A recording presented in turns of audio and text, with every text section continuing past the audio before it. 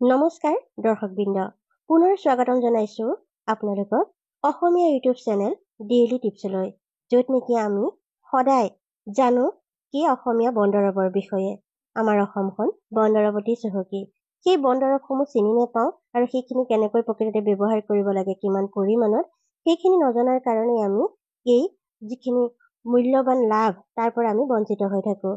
মই যিমানখিনি পাৰোঁ অসমীয়া বনদৰৱসমূহ আপোনালোকৰ লগত চিনাকি কৰিবলৈ চাওঁ আৰু লগতে সেই বনদৰৱসমূহ কি ৰোগত কিমান পৰিমাণে ব্যৱহাৰ কৰিলে আমি তাৰ সুন্দৰ লাভালাভ পাব পাৰোঁ, তাৰ ওপৰতেই ভিডিঅ' বনাই আপোনালোকক এই চেনেলটিত দিওঁ। যদি আপুনি সেইখিনি জানিব বিচাৰে তেতিয়াহ'লে চেনেলটি ছাবস্ক্ৰাইব কৰিব, কাষত থকা বেল আইকনটো টিপি থ'ব, তেতিয়া ভিডিঅ' দিয়াৰ লগে লগে নটিফিকেশ্যন পাব। আজি মই তেনেকৈ এটা গুৰুত্বপূৰ্ণ ঘৰুৱা বস্তু কেনেকৈ আমাৰ ঔষধৰ নিচিনা কাম কৰে তাৰ ওপৰতে এই ভিডিঅ'টি আপোনালোকলৈ আগবঢ়ালোঁ। আমাৰ ঘৰত প্ৰায় সকলোৰে ঘৰতে গাখীৰ থাকে, নহয়নে? গাখীৰৰ লগত এনেকুৱা কিছুমান বস্তু আছে যাক মিহলাই খালে আমি এনেকুৱা কিছুমান ৰোগ নিৰাময় কৰিব পাৰোঁ, জানি আপুনি আচৰিত হ'ব। ভিডিঅ'টি মনোযোগেৰে চাব, সম্পূৰ্ণকৈ চাব আৰু কাটি নাচাব। কাটি চালে কি হয়, দৰকাৰী কথাসমূহ সম্পূৰ্ণকৈ বুজাত অসুবিধা হয়। সম্পূৰ্ণকৈ চাব, যিটো চাই সম্পূৰ্ণকৈ চাব, নাচালে আপুনি চাবই নালাগে। আধা আধৰুৱা জ্ঞান কোনো কামত নাহে। এতিয়া আহক আমি ভিডিঅ'টিৰ মাজলৈ যাওঁ। এই ভিডিঅ'টিত এনেকুৱা এটা হোম ৰেমেডি, যিটো আমি ঘৰতেই বনাব পাৰোঁ, এনেকুৱা এটা দৰৱৰ বিষয়ে জানিম, যি নেকি আপোনাৰ হাত ভৰিৰ বিষ, জইনত হোৱা বিষ বা আঁঠুৰ বিষ, কঁকালৰ বিষ আদি গাৰ যিকোনো বিষ, লগতে আৰু বহুতো উপকাৰী গুণ আছে এই ঔষধবিধত। আমি ঘৰতে বনাব পাৰোঁ, কেৱল মাত্ৰ গাখীৰ লাগে আৰু তাৰ লগত মিহলাব লাগে এটা বস্তু। সেইটো বনাই আমি সেইটো খায়ে বিষৰ নিচিনা বহুত ডাঙৰ ডাঙৰ বিষো আপোনাৰ শৰীৰৰ যিকোনো বিষ আপুনি নিৰাময় কৰিব পাৰে। এই হোম ৰেমেডিটো ঘৰতে আপুনি 5 মিনিটতে বনাব পাৰে আৰু সদায় আপুনি সেৱন কৰিব পাৰে যেতিয়াই আপোনাৰ প্ৰয়োজন বুলি অনুভৱ কৰে। আপোনাৰ যি বিষৰ কথা মই ক'লো, সেই বিষ আপুনি পাৰ্মানেণ্টলি আপোনাৰ শৰীৰৰ পৰা নোহোৱা কৰিব পাৰে।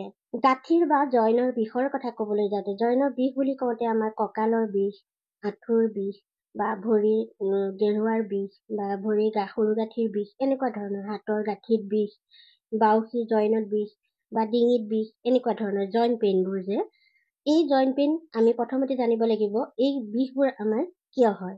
এই বিষবোৰ আমাৰ প্ৰধানতঃ 3টা কাৰণত হয়। এই যে আমাৰ বিষবোৰ হয় জইনত, গাঁঠিত, হাড়ত, এই ধৰণৰ বিষবোৰ 1 নম্বৰতে কেলছিয়াম কমাৰ কাৰণে হয়।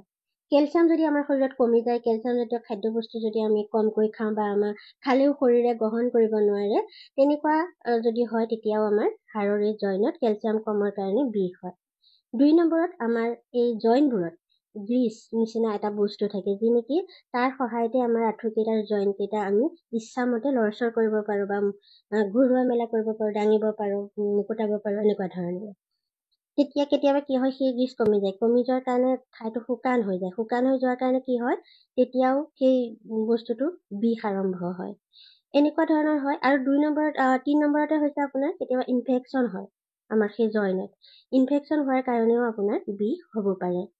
এনেকুৱা ধৰণৰ কাৰণত যদি বিষ হয়, আপুনি ঘৰুৱা কিছুমান বস্তু ব্যৱহাৰ কৰি সেইখিনি সুফল লাভ কৰিব পাৰে। আজি আমি যিটো হোম ৰেমেডি অৰ্থাৎ ঘৰুৱাভাৱে বনোৱা ঔষধৰ বিষয়ে ক'ম। ঔষধি আমাৰ শৰীৰৰে তেনেকুৱা বিষবোৰ কাৰণেই সেই 3টা বিশেষ কাৰণত, সেই 3টা কাৰণ নোহোৱা কৰিবৰ কাৰণে তাৰ ওপৰতে ধ্যান ৰাখি এই ঘৰুৱা বস্তুৰ ঔষধবিধ আমি বনাবলৈ যত্ন কৰিম। আৰু তেনেকুৱাকৈ মই চিলেক্ট কৰি লৈছোঁ সেইখিনি বস্তু খালে। এই 3টা যদি কাৰণত আমাৰ এই হাড়ৰ বিষ হয়, তেতিয়াহ'লে আপুনি একদমেই নিৰাময় কৰিব পাৰিব। এই ঔষধবিধ বনাবলৈ আমাক সৰ্বপ্ৰথম 1 নম্বৰ বস্তু হৈছে গাখীৰ। গাখীৰ আমাৰ শৰীৰৰ কাৰণে কিমান প্ৰয়োজন, সেই কথা আপুনি ইয়াৰ পৰাই অনুমান কৰিব পাৰিব যে এটা সন্তান জন্ম হোৱাৰ পাছত সেই সন্তানটি 7 মাহলৈকে কেৱল মাকৰ গাখীৰ ওপৰতে নিৰ্ভৰ কৰিবলৈ দিয়ে, বেলেগ বস্তু একো খুৱাবলৈ নিদিয়ে। কিয়? এইটো আমাৰ প্ৰাকৃতিকভাৱে পোৱা নিচিনা নহয়নে? কেনেকৈ প্ৰাকৃতিক বুলি কৈছোঁ, এটা কেঁচুৱা জন্ম হোৱাৰ লগে লগে মাকৰ গাখীৰ ওলায়। এইটো এটা প্ৰকৃতিৰ নিয়মৰ নিচিনা হৈ পৰে, নহয়নে? প্ৰকৃতিয়েও জানে যে এটা সন্তান সুস্থ সবলকৈ তাৰ হাড় আদিবোৰ গ্ৰোথ সোনকালে হ'বলৈ, মজবুত হ'বলৈ কেৱল গাখীৰেহে কৰিব পাৰে। প্ৰকৃতিয়েও জানে সেই কথা। সেইকাৰণে সেই সন্তানটিৰ কাৰণে জন্ম হোৱাৰ লগে লগে মাকৰ শৰীৰৰ পৰা দুগ্ধ ওলায়। গতিকে তেতিয়া তাৰ পৰাই আমি অনুমান কৰিব পাৰোঁ যে গাখীৰ আমাৰ শৰীৰৰ কাৰণে, হাড়ৰ কাৰণে বিশেষকৈ কিমান প্ৰয়োজনীয়। গাখীৰত কেলছিয়াম ভৰপূৰ মাত্ৰাত আছে। যি নেকি আমাৰ শৰীৰত কেলছিয়ামৰ যি অভাৱ সেয়া দূৰ কৰিব পাৰে। 2 নম্বৰত প্ৰয়োজন হ'ব আমাৰ আদা আৰু হালধি।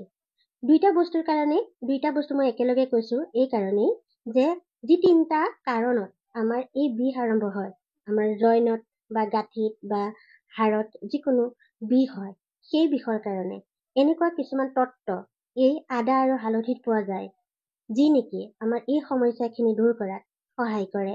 আদা আৰু হালধিত এনেকুৱা কিছুমান তত্ত্ব আছে যি নেকি আমাৰ জইনত থকা যিখিনি গ্ৰীজ, যাৰ শুকাই যোৱাৰ ফলত আমাৰ হাড়ে সুস্থভাৱে আমাক প্ৰয়োজন অনুসাৰে কাম কৰিব নোৱাৰে, যাৰ ফলত আমাৰ বিষ অনুভৱ হয়, সেইখিনি নোহোৱা কৰে। অৰ্থাৎ গ্ৰীজ বঢ়াবলৈ আৰম্ভ কৰে। যেতিয়া গ্ৰীজ বাঢ়ি যায় তেতিয়াই আমাৰ সুকলমে এই গাঁঠিৰ জইনখিনি আমাৰ সুকলমে চলিবলৈ সুবিধা পায় আৰু আমাৰ বিষ নাইকিয়া হয়।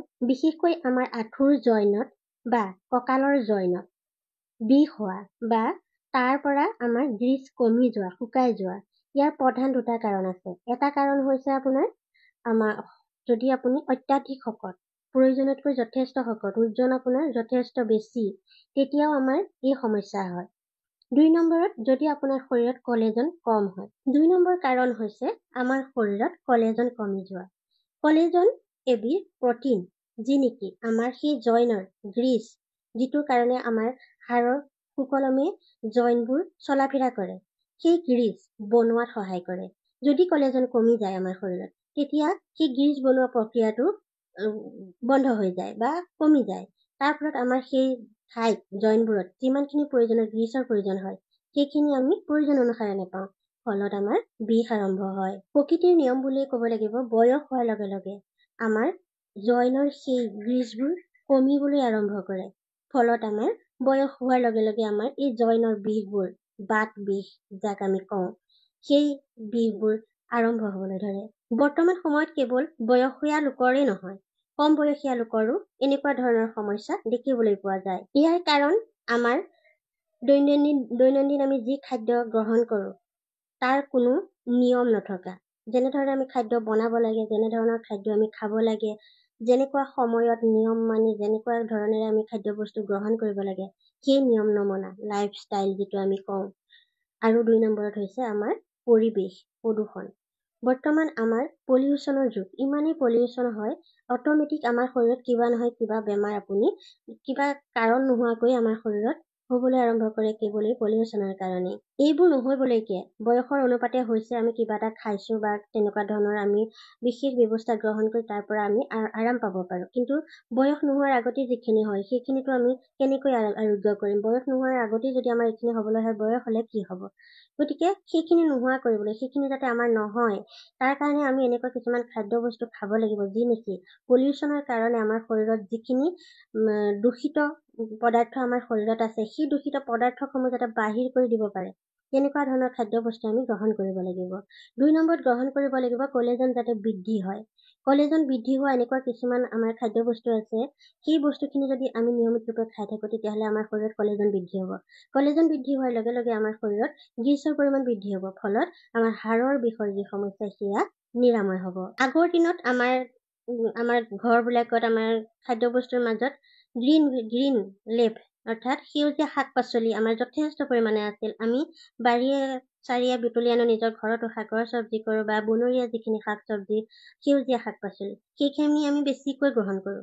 ফলত সেই সময়ৰ তুলনাত আজিৰ উঠি অহা প্ৰজন্মৰ এই ৰোগ বেছিকৈ হোৱা দেখিবলৈ পোৱা যায়। আজিকালি ল'ৰা ছোৱালীয়ে সেউজীয়া শাক পাচলি খাবলৈ মন নকৰে, বাহিৰৰ যি জাংক ফুড সেইবোৰলৈহে মন দিয়ে।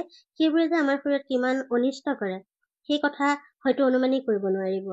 আমাৰ 1 নম্বৰ কলেজন বৃদ্ধি কৰা, যি আমাৰ হাড়ৰ জইনত থকা গ্ৰীজ বৃদ্ধি কৰিব পাৰে, সেই কলেজন বৃদ্ধি কৰিবলৈ একমাত্ৰ খাদ্য বস্তু আমি নিয়মিত ৰেগুলাৰ সদায় অকণমান হ'লেও খাব লাগে, সেয়া হৈছে সেউজীয়া শাক পাচলি। ইয়াৰ উপৰিও আমি কলেজন বৃদ্ধি কৰিবলৈ আৰু কিছুমান বস্তু খাব পাৰোঁ। কলেজন বেছিকৈ থকা খাদ্য বস্তুৰ ভিতৰত আছে বিলাহী, ব্ৰকলি, মাংস, ডিমৰ বগা অংশ আৰু মাছ। আপুনি যিকোনো মাছ খাব পাৰে। এইবিলাক খাদ্যত আমাৰ কলেজন যথেষ্ট পৰিমাণে থাকে। আমাৰ শৰীৰত কলেজনৰ প্ৰডাকশ্যন বৃদ্ধি কৰিব পাৰে এইখিনিয়ে। ব্ৰকলি, বিলাহী আৰু সেউজীয়া শাক পাচলি আপুনি ডেইলি খাব লাগিব। ই কেৱল আমাৰ কলেজন বৃদ্ধি কৰাই নহয়, সেউজীয়া শাক-পাচলিত এন্টি-অক্সিডেন্ট প্ৰপাৰ্টি ভৰপূৰ মতে 100% আছে বুলি ক'লেও বেয়া নহয়। সেউজীয়া শাক-পাচলি যি ৰেগুলাৰ খায়, তেওঁৰ ইমিউনিটি ছিষ্টেম শক্তিশালী হ'বই। সহজতে তেওঁ ৰোগে আক্ৰমণ কৰিব নোৱাৰে। মাছ, মাংস, ডিম আদি আপুনি মাজে সময়ে খালেও খাব। তাৰ পৰা আপুনি মাজে সময়ে সেইকেইটা বস্তু খালেও হ'ব। সপ্তাহত 2 দিন খায়, এদিন খায়, বা আজি ডিম খালে, কাইলৈ মাছ খালে, কাইলৈ মাংস খালে, এনেকে ধৰণে এদিন এৰি এদিন আপুনি খাব পাৰে। কিন্তু সেউজীয়া শাক-পাচলি আপুনি সদায় খাব লাগিব। সেউজীয়া শাক-পাচলিয়ে গ্ৰীচৰে কাম নকৰে। আমাৰ চকুৰ দৃষ্টিশক্তি বৃদ্ধি কৰিব, ছাল, চুলি আদি সুন্দৰ কৰিব। আৰু যে কত কি মানে ইয়াতে সেউজীয়া শাক-পাচলিত তত্ত্ব আছে, যি নেকি আমি কৈ শেষ কৰিব নোৱাৰো, যি ভাবিব নোৱাৰা তেনেকুৱা কিছুমান গুণ আছে আমাৰ শৰীৰৰ উপকাৰ সাধন কৰিব পৰা। গতিকে সেউজীয়া শাক-পাচলিৰ ওপৰত মই প্ৰতিটো ভিডিঅ'তে আপোনালোকক কওঁৱেই মই সেউজীয়া শাক-পাচলি সদায়ে খাব। ঘৰতে অকণমান কৰিব। বনৰীয়া শাক-পাচলি খাব। বজাৰৰ পৰা কিনি অনা শাক-পাচলিখিনিলৈ বেছিকৈ নিৰ্ভৰ নকৰিব, কাৰণ বজাৰৰ শাক-পাচলিবোৰ আজিকালি যে এনেকুৱা বিষাক্ত হৈ পৰিছে, কেৱল ৰাসায়নিক সাৰৰ ওপৰতে নিৰ্ভৰ কৰি। যি শাক-পাচলি আপুনি 10 দিন, যি শাক আপুনি সিঁচিলে 10-12 দিনৰ মূৰতহে আপুনি অকণমান 2-3টা পাত হোৱা দেখিবলৈ পাব। তেনেকুৱা শাক-পাচলি এই যে এইবিলাক কেমিকেল দৰৱৰ সহায়ত তাক এসপ্তাহত ডাঙৰ কৰি বজাৰত উলিয়াই দিয়ে। গতিকে সেইখিনি আমাৰ শৰীৰৰ কাৰণে কিমান বিষাক্ত হ'ব ভাবকচোন। ঘৰতে অকণমান, যদি আপোনাৰ জাগা নাই, অকণমান ৰ'দ পৰা ঠাইত 2-3টা টাব ব্যৱহাৰ কৰক, তাতে অকণকৈ কৰক। সেয়া এদিন খাওক, আকৌ 2-3টা টাব কৰিলে আপুনি এনেকৈ এদিন খালে, এটাৰ পৰা এদিন খালে, এনেকৈ যেনেকেই নহওক, আপুনি যেতিয়া আপুনি এটা শুদ্ধ মন লৈ আপোনাৰ শৰীৰৰ কথা চিন্তা কৰি যেতিয়া আপুনি কাম কৰিবলৈ যাব, জেগা থাকক নাথাকক, তাতে আপোনাৰ বুদ্ধি ওলাব, মনে কৰিব পৰা ওলাব। ঘৰতে কৰি সেউজীয়া শাক-পাচলি খাবলৈ ল'ব। তাতোতকৈ বেছি গুণকাৰী হয় বনৰীয়া শাক-পাচলিখিনি, যেনেকৈ ঢেকীয়া, কচু, কলমৌ, তেনেকুৱা ধৰণৰ যিখিনি আমি বনৰীয়া শাক-পাচলি পাওঁ, সেইখিনিতো আৰু ভাল। সেইখিনি হ'ল দৈনন্দিন ব্যৱহাৰ কৰাৰ বিষয়ে ক'লো। এতিয়া মই ঘৰত যিটো আমি ঔষধ বনাম তাৰ বিষয়ে আপোনালোকক 3টা কথা ক'লো। গাখীৰ, আদা, হালধি। এতিয়া আৰু এটা বস্তু লাগিব আমাক, সেইটো হৈছে আমাৰ ডালচেনি। আৰু লাগিব আপোনাক জালুক। এইকেইটা বস্তুৱে লাগিব। গাখীৰ, হালধি, আদা, জালুক আৰু ডালচেনি। এইকেইটা বস্তুৱে লাগিব। বনাবলৈও খুব সহজ।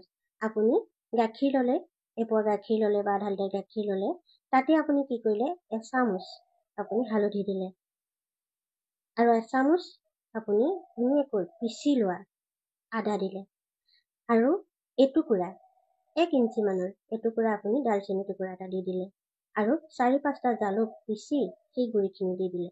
তাৰপিছত সেইখিনি আপুনি সুন্দৰকৈ উতলাওক। ইমানলৈকে উতলাওক যাতে 3 ভাগৰ 1 ভাগ থাকে গৈ।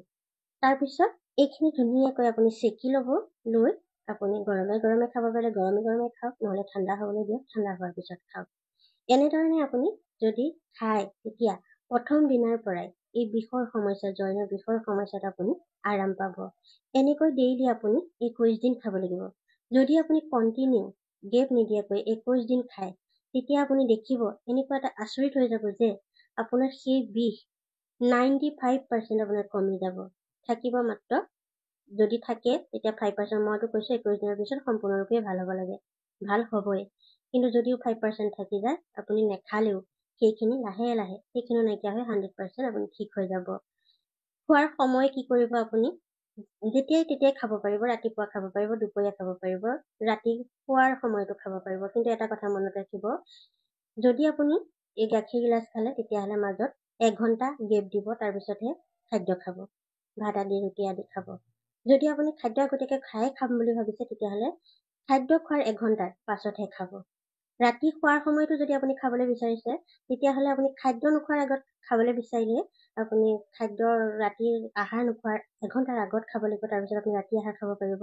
যদি আহাৰ খোৱাৰ পাছত খাম বুলি ভাবিছে, তেতিয়াহ'লে 1 ঘণ্টা ৰ'ব, তাৰ পাছত খাব, তাৰপৰা শুই থাকিব। এই নিয়মেৰে যদি আপুনি খাই চাব, এই বিষ আপোনাৰ নিৰাময় হৈ যাব। মই আশা কৰিছোঁ ভিডিঅ'টোৱে নিশ্চয় অকণমান হ'লেও আপোনাক লাভ কৰিব বুলি ভাবিছোঁ, অকণমান হ'লেও। যদি তেনেকুৱা অনুভৱ হৈছে, তেতিয়াহ'লে ভিডিঅ'টি এটা লাইক নকৰাকৈ নাযাব। কমেণ্ট কৰিবচোন, কিহৰ ওপৰত ভিডিঅ' দিলে আপুনি উপকৃত হ'ব। আপোনালোকৰ কমেণ্টৰ ওপৰত নিৰ্ভৰ কৰিয়েই মই পিছৰ ভিডিঅ'টি দিবলৈ যত্ন কৰিম। পুনৰ লগ পাম আন এটা গুৰুত্বপূৰ্ণ ভিডিঅ'ৰ যোগেদি। আজিলৈ আহোঁ। নমস্কাৰ।